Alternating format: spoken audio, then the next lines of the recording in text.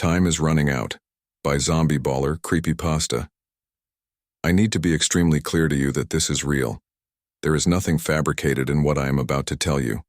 There are what I can only describe as zombies out there, making their way to you right now.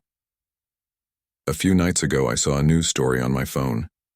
I opened Google to search for something, and underneath the search bar there were the usual news articles I expect to see. But one of them mentioned something about a violent rabies outbreak nearby. The picture underneath showed a low-quality image of a person being handled by police or doctors into what looked to be a truck. It looked to me like a screenshot from a video. It had that blurry quality. I didn't click into it, which was a mistake because as time passed, the headline gnawed at my mind until I opened Google back up to search for the article. I found nothing but older reported cases of rabies in animals. I thought nothing of it. I foolishly assumed I misread the headline and it was nothing to even concern myself with. I remember the next warning came from Snapchat. I was laying in my bed scrolling through stories when I got to a friend of mine who works at a nearby hospital. The image was black with some pink, the background some people create by placing their finger haphazardly over the camera instead of using a black background for text. The caption said something like, "We need help at Seymour Hosp. Patients are out of control. Please send help." I thought it was very strange. It made me feel sick. But once again, I wrongly assumed that maybe this woman was stressed at her job and was being dramatic online. However, her next snap was undeniable. I played it in a loop for a few minutes, pausing it to get a good look at what was going on. Two patients and a doctor dressed in scrubs were walking through the hallway of the hospital. The video was taken from inside a room with a window to the hallway. Voices were shouting to the patients to remain in their beds and to stay away from the infected. Doors were being locked as hospital staff attempted to isolate the three people. A doctor was holding a chair out defensively as they approached the doctor, who I assumed at the time was infected with this rabies.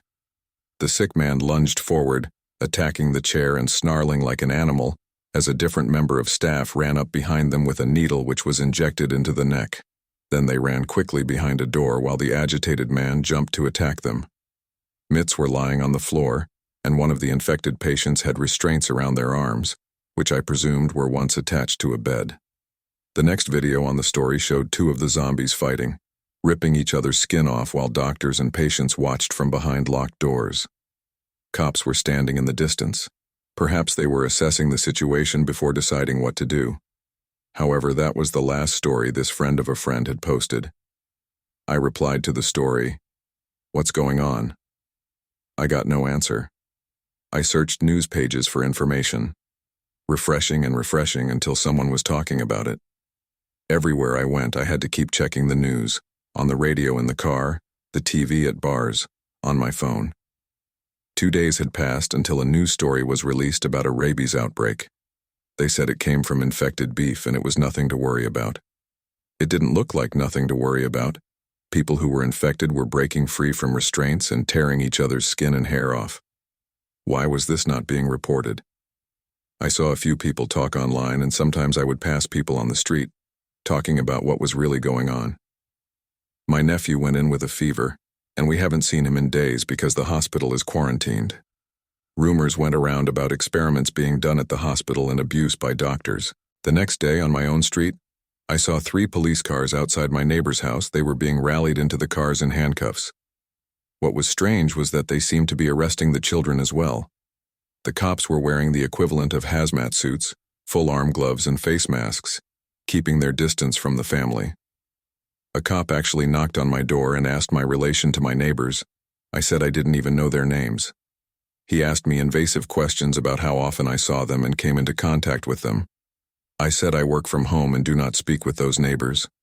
I thought it was all strange, and knew at the time it had to have been related to the disease outbreak. Last night, however, I knew something strange was happening. I was laying in my bed with my window open when I heard someone walking down the street.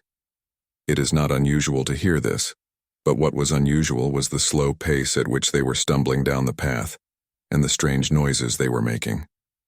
I glimpsed through the blinds to see a skeleton barely alive, bleeding its way down the street. I thought it was some kind of stunt, but since then I have learned the truth that all of this is too real.